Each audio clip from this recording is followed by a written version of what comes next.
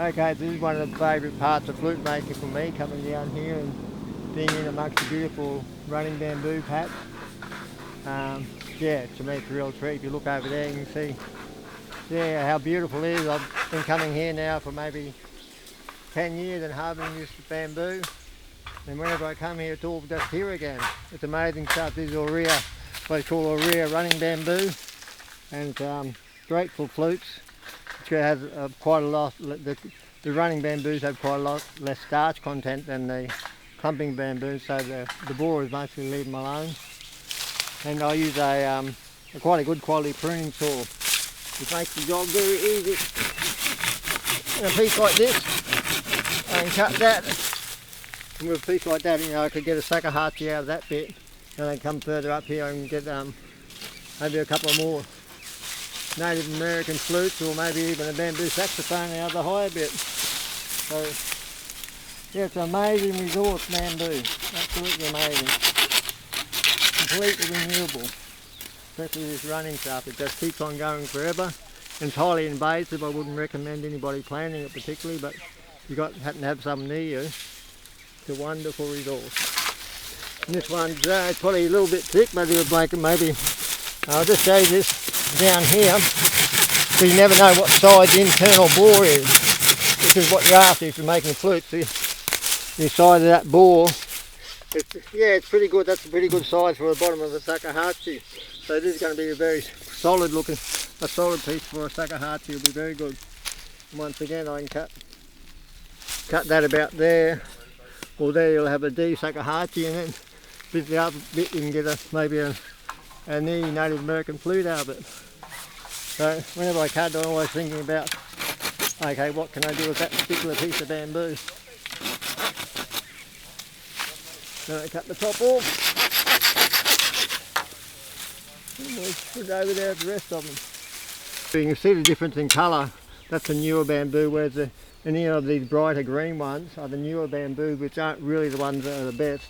These older ones always have they've got a bit of mould on, they're a lot lighter colour, and they've been here quite a few years, and so they're a fair bit more solid, and they have a lot less starch in them. Newer ones, if borers eat anything, they will eat the newer ones. So when you go through a patch like this, you try and avoid the brighter green ones, try and stick with the almost light green yellowy ones. Again, shakuhachi, like I was playing up there earlier. The one I was playing was an A, so I'm going to do a quick measurement just to see what we got here. That's 53 there, and if I go down a bit more, it'll be about 55, 56, which is ideal for a D shakuhachi, the most common one. If we wanted to C, we'd have to come up to 70, because we're all trying to finish the shakuhachi on the node. So I'm just doing a quick measurement to see what possibilities are in this one. That could be a C there as well.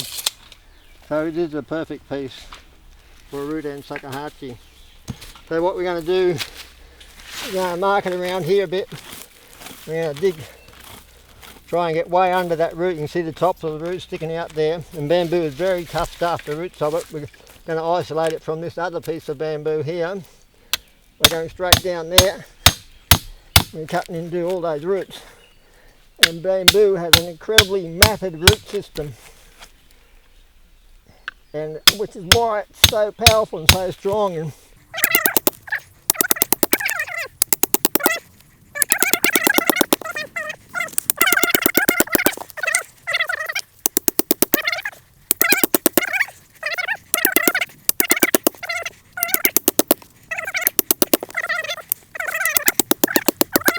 so you can see that's starting to come a bit loose, but if you start to push it too much too early, you can actually damage that root end, which I've learnt from experience. You don't want to do that too much.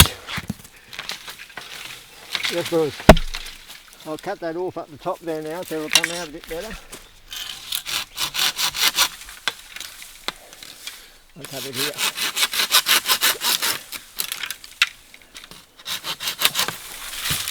That's it. Now we can swing that a bit more.